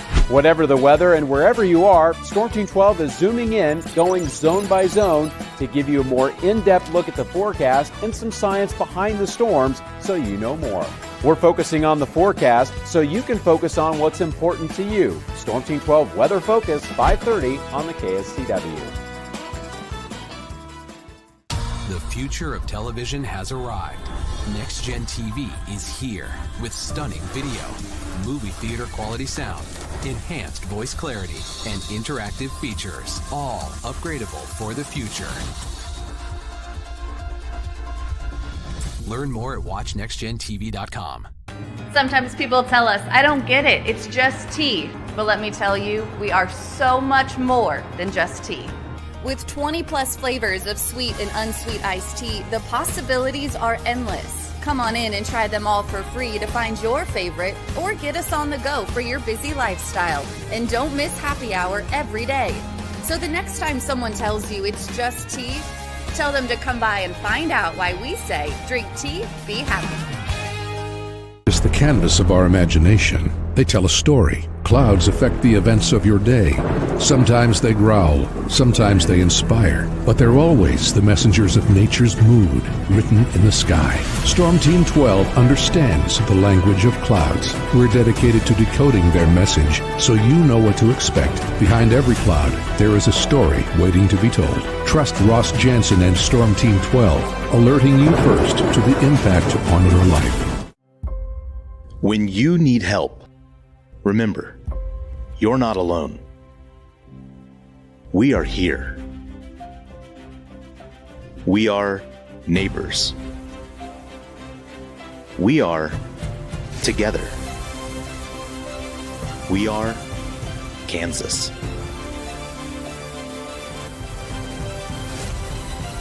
We are 12 News. They say, What is GMFB overtime? It's Peter, Jamie, Kyle, and Akbar breaking down the NFL 5 days a week. It's okay to be excited. It's this, that, and a whole lot of It's football for everyone. Weekdays at 10 a.m. on KSCW. Are following a breaking update. Every day, all day, stream the stories that have you talking near and far. Whoever is behind the wheel of this bus is not stopping. From hundreds of local reporters and meteorologists spanning the country. Chaos here this morning at the UW campus. Search LNL for the all-new Local News Live streaming app. Make yourself known now. 31001 in traffic pursuit. Oh my God, here. Investigate TV Plus begins with real people. We investigate stories that impact you. And inspire change every day. Something is broken. Real problems Why are they hiding it? and real solutions. My daughter was dying in front of me. What was your reaction when he said that? Investigate TV Plus, weekdays at 3:30 p.m. on KWCH. Sometimes people tell us, I don't get it, it's just tea. But let me tell you, we are so much more than just tea. With 20 plus flavors of sweet and unsweet iced tea, the possibilities are endless. Come on in and try them all for free to find your favorite or get us on the go for your busy lifestyle. And don't miss happy hour every day. So the next time someone tells you it's just tea, tell them to come by and find out why we say drink tea, be happy. Mornings are busy. We're here to make your mornings better. We report the stories that affect you. 3 more hospital lies from contaminated apple juice just a day after the FDA issued a recall. We're here to make your mornings better. Closing east and westbound lanes of K96 for repairs. With 12 News, you're prepared for your whole day. Scattered thunderstorms across the state into the afternoon. Stay a step ahead with 12 News this morning on KWCH and KSCW.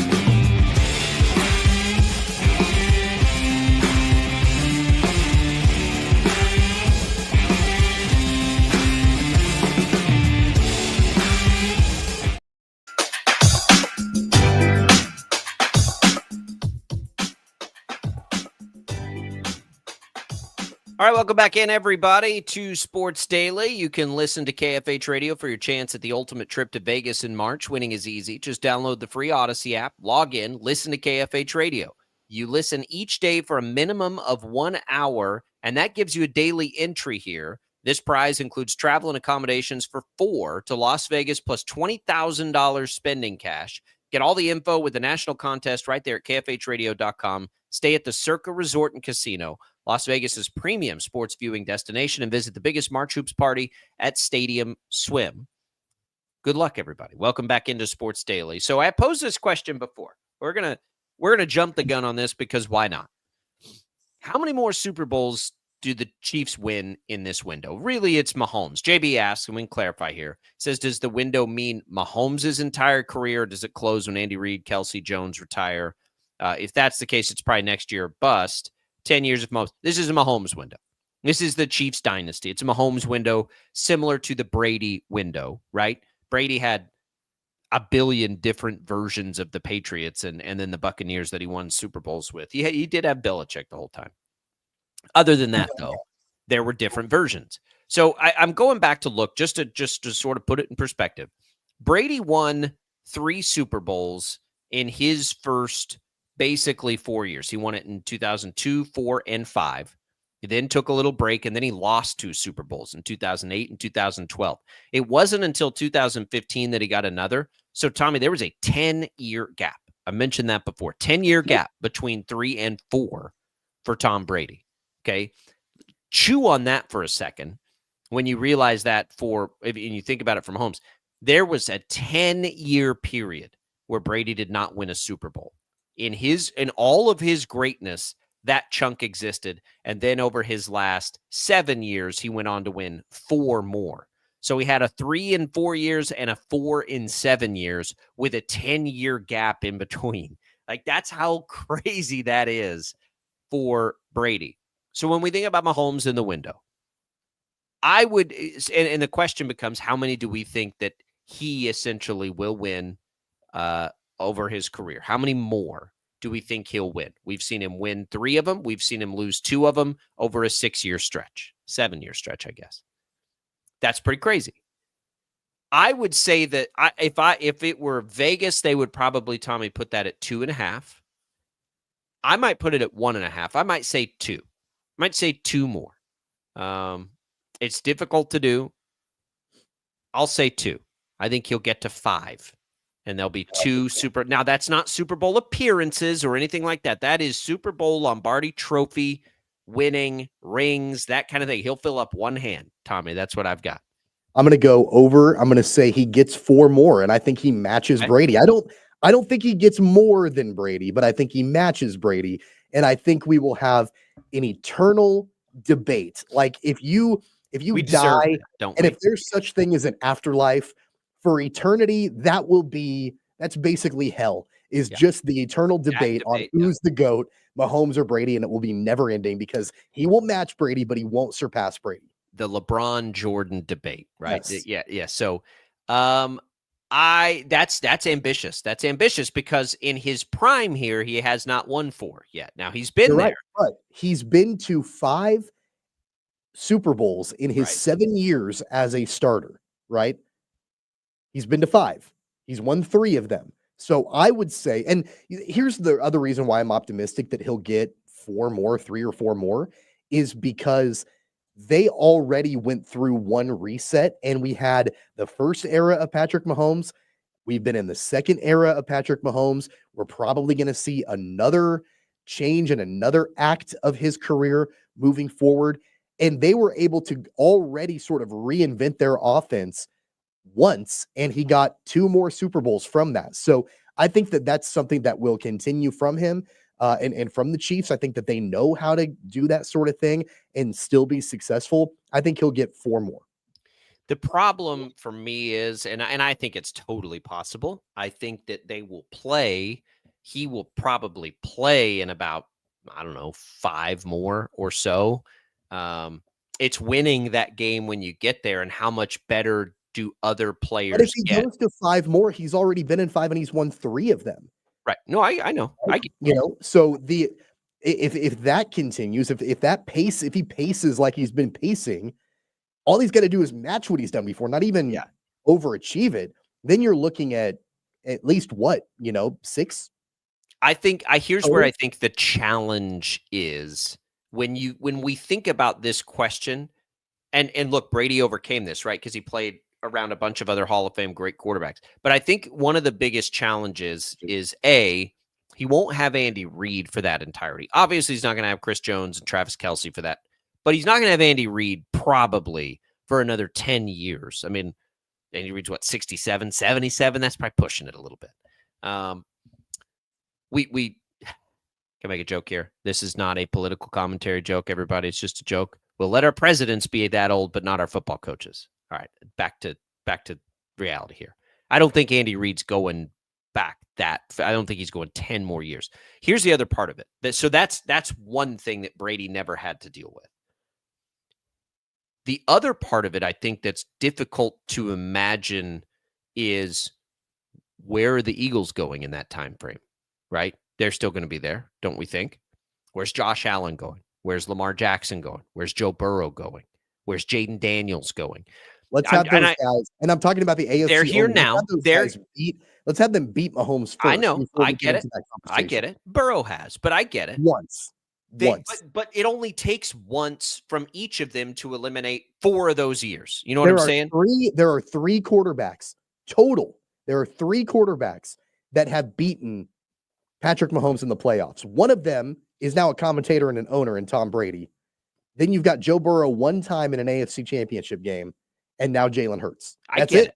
That's not what I'm saying. I'm not, and none of this is intended to.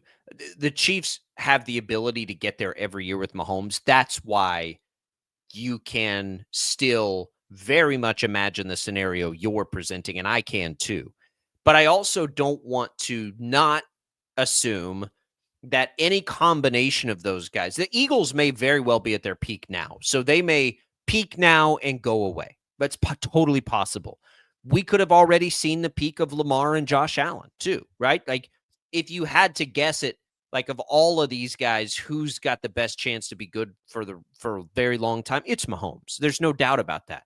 But what about when we get peak CJ Stroud and the Texans? What about when we get peak Jaden Daniels and I'm not saying right. I know it's a who knows, but it's possible is what I mean. Like it's always going to be possible. It is. I mean, in the Brady years, there were fantastic quarterbacks that were in the league. And they won titles in those years. Right. They absolutely did, for sure. I mean, so who knows? I mean, there's always going to be, that conversation and everything.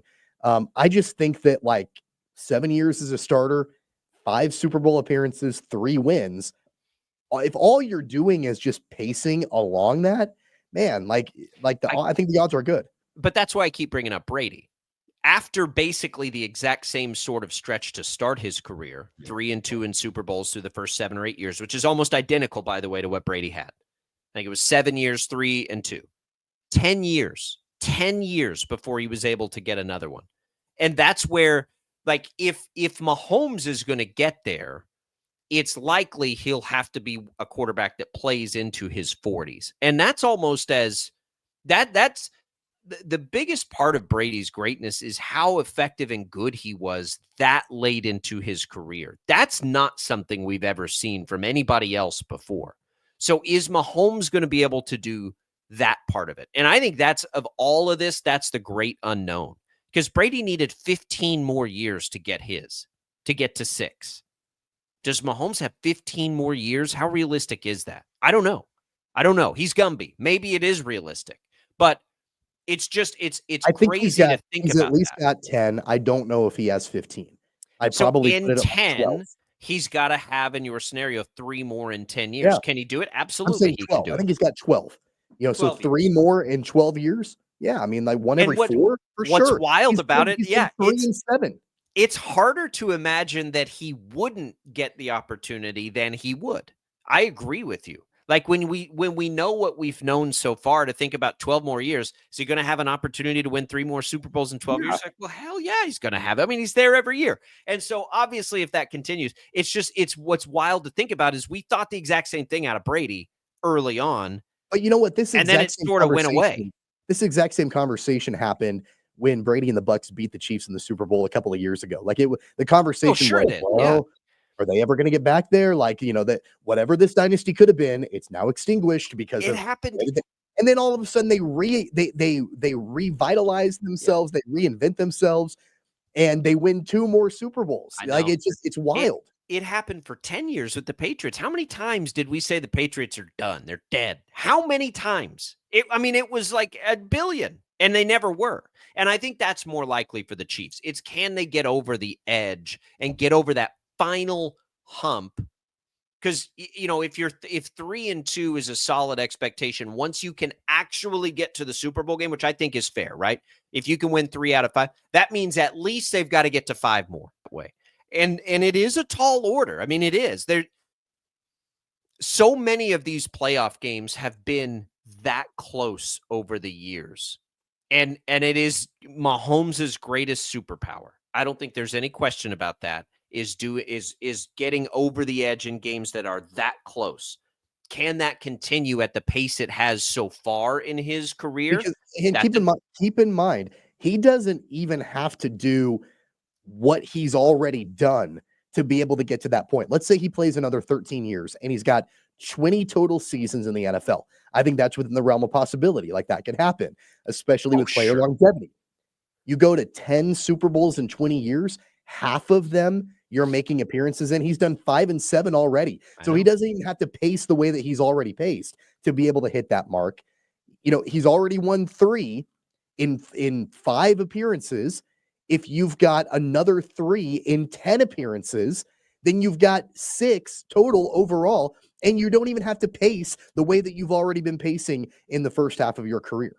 The point I'm trying to make is the GOAT, right? The guy who's done it better than anybody ever in the history of the sport. It took him another 15. And that's like he had the same pace. He had 3 out of 5 in his first 7 years. And then it took him 15 to get there. That's the part of it that I just don't want to lose sight of how remarkable this run has been. And like I don't want and depending on how they tackle the offseason, they may very well be my Super Bowl pick again next year, right? If it's obvious they've solved a few of their problems, depending on what some other teams do, maybe I take it year by year. But let's not take it for granted, because it may not happen again in another 10 years like this. I would say the chances are far lower that it does than do, even though it doesn't feel that way. History tells us the chances are far lower than they are likely. So enjoy it. Don't let a Super Bowl loss, just derail everything that's happened in the appreciation for how wild this run has been. It has been a wild run. And maybe it continues, maybe it doesn't. Either way, it's probably the second best dynasty we've ever seen. Don't take it for granted, because it could end at any point. Had they not been able to reinvent themselves after Super Bowl 55, then I would be a little bit more concerned about what the longevity looks like long term. They've already done it once. They can do it again. Yeah, they will to some level. Is it to another 3 and 5 level? That's what becomes really interesting. We'll come back. We'll tell you what's on the air tonight. It's a big night of college basketball. Don't go away. More Sports Daily right after this.